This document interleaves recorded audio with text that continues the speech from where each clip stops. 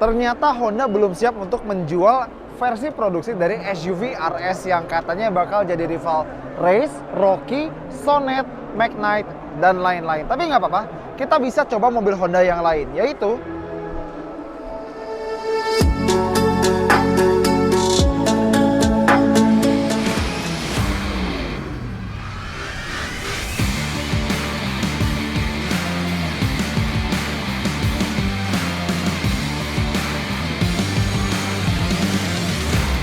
ini dia yang mau kita coba, CR-V Hybrid. Ini adalah unit impor dari Jepang buat memperkenalkan teknologi hybrid Honda di Indonesia. Padahal dulu ada CR-Z, tapi ini model yang sebelum facelift. Ya, lampu kabutnya aja masih begini, dan bedanya sama yang nggak hybrid, logo Hondanya ada biru-birunya, dan kalau di belakang ada emblem IHEV, IHEV. Dan ini yang versi penggerak roda depan, padahal di Jepang sana ada yang all-wheel drive. Nah, terus ini juga yang Black Edition, makanya bodinya hitam, peleknya hitam, dan lain-lain. Sebelum kita ke dalam, langsung aja bahas mesinnya, karena dia berbeda sama CR-V Turbo yang lokal. Kita sanggah dulu. Dia mesin 2000 cc hybrid, kan kalau yang punya kita 1500 cc turbo non hybrid, ini 2000 cc Atkinson cycle, bukan auto cycle ya, dan pakai 2 motor listrik. Tenaganya 212 horsepower, tapi torsinya nggak tahu ya. Dan dia punya 2 motor listrik, meskipun dia penggerak roda depan. Satu buat generator dari mesin ke baterai, bisa buat ngecas, dan satu lagi buat menggerakkan roda depannya. Gimana rasa nyetirnya? Ayo kita coba.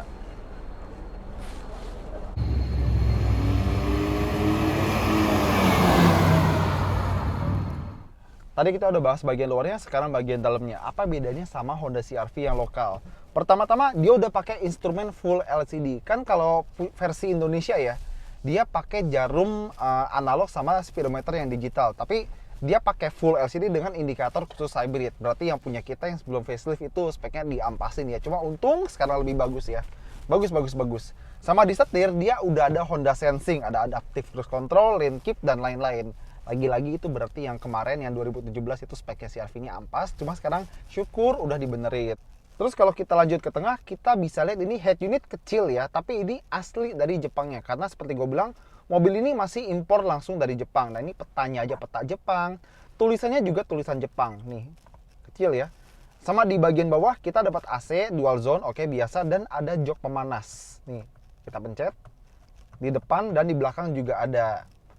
Udah gitu, karena ini versi Jepang dan hybrid, dia model transmisi atau persnelingnya model tombol yang tekan. Jadi ini kita bisa lihat ada P, R, N, dan D. Jadi kalau mau masuk, misalnya P ya, tinggal pencet P. Kalau mau mundur, ini ditarik ke belakang. Dan kamera mundurnya seperti biasanya Honda, burik. Ini netral. Dan kalau mau tekan, ini D buat maju. Nah, terus dia juga punya beberapa mode berkendara. Kita mulai dari yang paling bawah. Ini ada tombol EV buat tenaga listrik aja. Kalau ikon ini buat irit-iritan pakai listrik dan bensin. Kalau sport ini buat performa maksimal. Sekarang kita pakai ikon aja ya, mau irit-iritan. Jadi sekarang kita di kecepatan terendah dan dia lagi berjalan dalam mode hybrid dan ikon. Jadi kalau di kecepatan rendah kayak gini, dia pakai tenaga baterai aja. Jadi yang aktif tuh baterai lithium ion sama motor listriknya. Ada posisi tidur, kita coba. Oke lah. Tapi kalau misalnya kita pakai kecepatan rendah kayak begini, dia bener-bener gak kerasa getaran dari mesin bensinnya. Itu karena, ya seperti yang gue bilang tadi, cuma baterai dan motor listriknya yang berjalan saat kecepatan seperti ini. Rasanya halus ya kayak mobil hybrid biasa, tapi misalnya begitu kita kick down, mesin bensinnya akan langsung main dan itu seamless nih.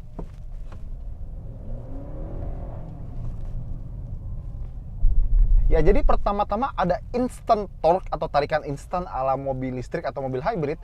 Tapi begitu motor listriknya udah nggak kuat, mesin bensinnya kick in. Dan ngomong-ngomong mesin bensin, ini adalah setup hybrid yang agak berbeda jika dibandingkan dengan misalnya kayak Toyota atau Nissan. Jadi salah satu keunikan sistem IMM di Honda ini atau eHEV ya, electric hybrid, electric vehicle atau apalah itu, dia tidak pakai gearbox. Jadi sistemnya gimana?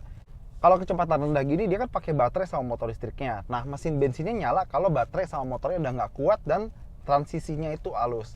Nah kalau misalnya hybrid, antara tenaga listrik dan tenaga bensin itu akan bekerja sama, saling bergantian. kalau misalnya dalam kondisi yang stop and go, kalau atau jalan kadang pelan kadang kenceng dan lain-lain. Jadi kalau di kecepatan tinggi kayak misalnya 80, 100 atau 120 km per jam, hanya mesin bensinnya aja yang menggerakkan roda. Jadi kan gue bilang mobil ini nggak punya gearbox. Jadi larinya gimana? Dari mesin ke lock up clutch, ke kopling, langsung ke roda. Karena mesin bensinnya udah cukup kuat buat menjalankan mobil ini di kecepatan tinggi. Dan seperti yang pernah gue bilang, mesin listrik atau motor listrik itu lebih efisien di kecepatan rendah. Mesin bensin itu paling efisien di kecepatan tinggi dan RPM rendah. Dan karena bisa efisien di kecepatan tinggi dan RPM rendah, kalau emang lagi perjalanan di tol atau jarak jauh, mesin bensinnya yang bekerja dan itu lebih efisien. Dan yang paling penting, transisi antara listrik bensin di CR-V hybrid ini benar-benar seamless dan tidak terasa. Dan itu emang salah satu goal dalam membuat mobil hybrid. Lumayan bagus. Kapan dijual kira-kira? Ya, jadi habis kita nyobain ya cuma sebentar sih. Teknologi hybrid Honda sebenarnya bisa punya potensi yang bagus di sini. Dia seamless dan bener-bener nggak kerasa antara transisi dari listrik ke bensin dan seperti itu. Cuma emang raungan mesinnya agak kasar ya, dan kita menunggu kapan mobil ini dijual di Indonesia. Tapi kalau CR-V Black Edition aja udah hampir 700 jutaan, semoga mobil ini nggak 800 atau 900 ya. Semoga, apalagi ada CR-V baru nanti. Oke, itu aja dari Auto Max. Makasih banget udah nonton. Jangan lupa jempolnya, komentar, dan subscribe.